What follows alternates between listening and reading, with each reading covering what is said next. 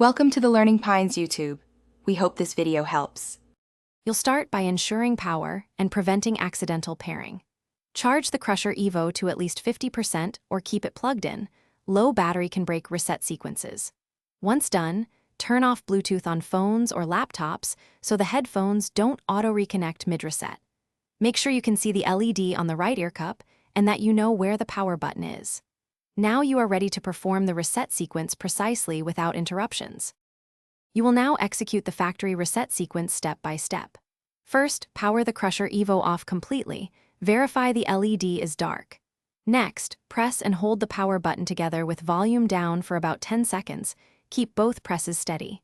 During this hold, watch for LED changes. A rapid flash or alternating pattern usually signals the unit wiping settings.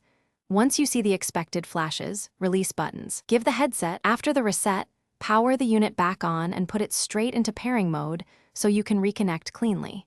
You should remove the Crusher Evo entry from your device's Bluetooth list and pair it as a new device. This clears ghost profiles and ensures default settings. If pairing fails or the LED never indicated a reset, repeat the reset sequence once more. If repeated attempts fail, update the firmware via Skullcandy app or contact support.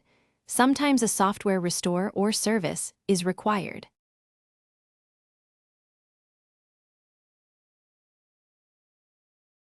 Thanks for watching. Consider subscribing if we helped you.